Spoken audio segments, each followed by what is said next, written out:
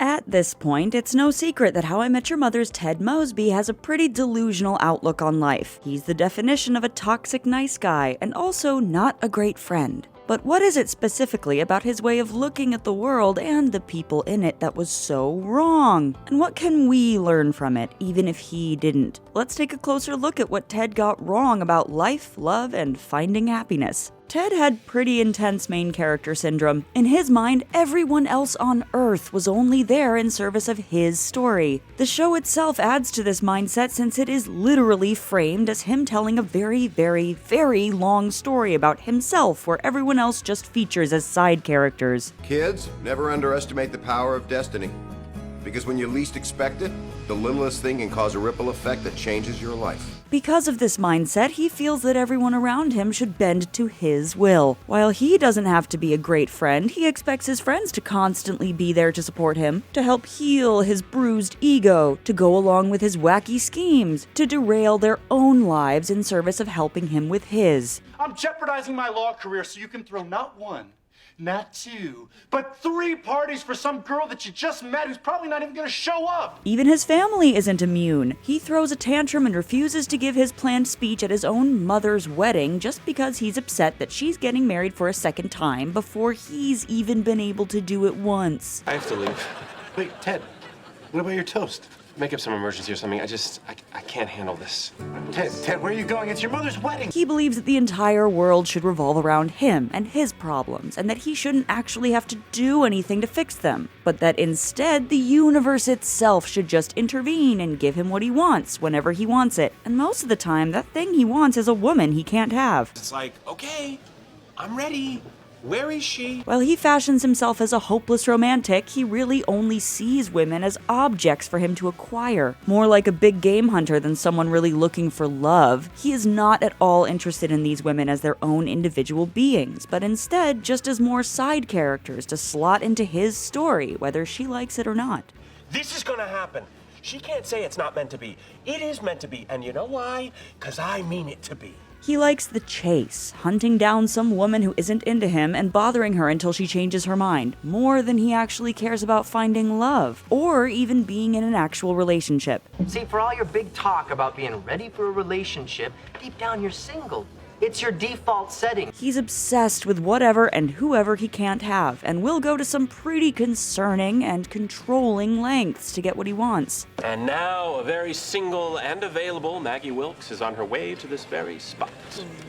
I sent a cab with a female driver so she'd have no other interaction with a man until she got to me. But once the chase is over and he gets what he wants, that doesn't make him happy either. He gets bored quickly and is on to the next chase. 24 hours ago, you were begging me to bring some other girl to my wedding, and now you're over her?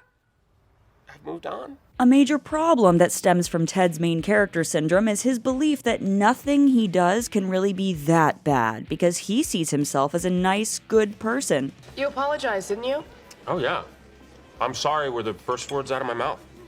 I'm sorry, but I'm not apologizing. He thinks all of his misdeeds, no matter how bad, are totally justified because they're things he wanted to do, and he's a good person, so they must be good choices. What the hell is wrong with you, dude?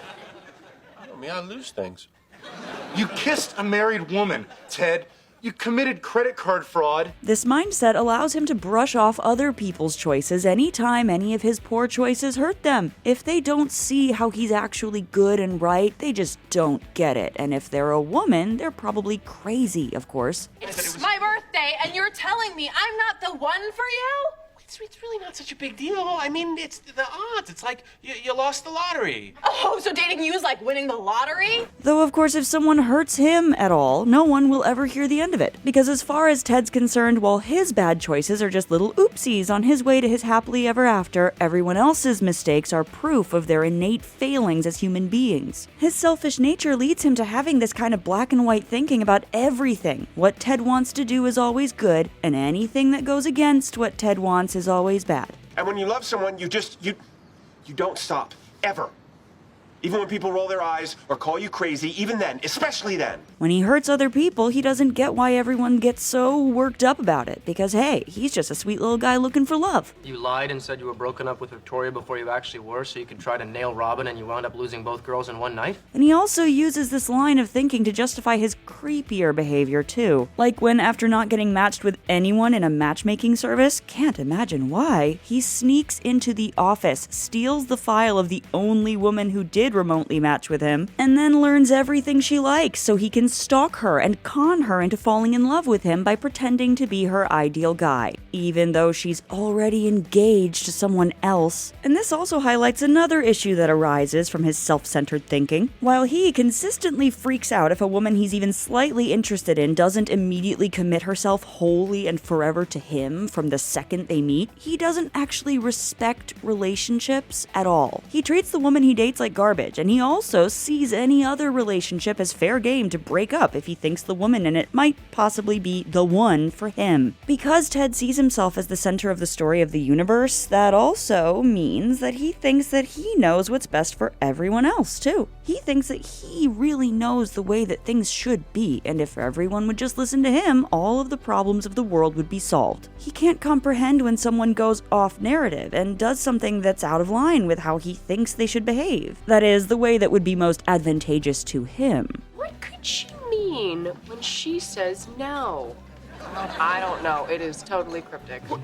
This is far from over. Take the engaged woman whose life he tried to ruin because he was convinced she was the one for a whole week before he moved on to someone else. His proposition to her was that she couldn't possibly really be in love with a guy that she had only known for a few months, because really, she should be in love with him, a guy she literally just met, and who is, again, stalking her and lying to her about who he is. Don't you think you're being a little impulsive marrying a guy you just met a few months ago? Don't you think it's a little impulsive for you to proposition an engaged woman you don't even know? See, we're both impulsive. We're perfect for each other.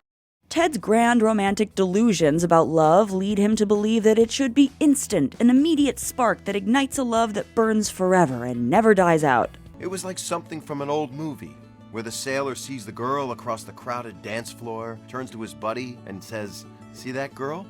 I'm gonna marry her someday." This leads to him constantly love-bombing the women he's interested in, desperately trying to rush the relationship past the getting to know each other steps and directly into the committed for life stage. Look, obviously, you can't tell a woman you just met you love her, but it sucks that you can't. But unfortunately for Ted, the women he dates aren't the unquestioning, uncomplicated cardboard cutouts of his dreams, but instead real women with thoughts and feelings of their own. The second he's confronted with his partner actually being a full human being, he becomes disappointed and starts losing interest. Yeah, you gotta go. While he always lamented that he wanted a deep, caring love, he was also always chasing relationships that didn't work, because deep down he believes that real love means hardship and pain. If you're looking for the word that means caring about someone beyond all rationality and wanting them to have everything they want, no matter how much it destroys you, it's love. He simultaneously believes that love should be instant and unquestionable, but also something that you're constantly having to struggle through. This is a big part of why he's never happy. When he's out of a relationship, he's lonely and obsessive. When he's in a relationship, either he's bored and runs, or feels the need to cause problems so that he can feel something. He spends years in an on-off relationship with Robin, constantly upset that she isn't ready to commit as quickly or intensely as he wants to, even though she was very clear up front about what kind of relationship she was looking for. It's a great look.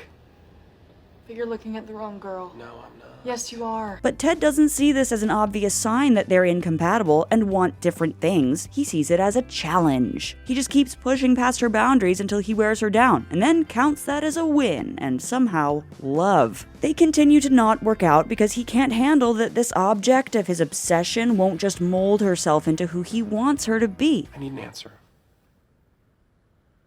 If you want me to say yes right now, I can't do that.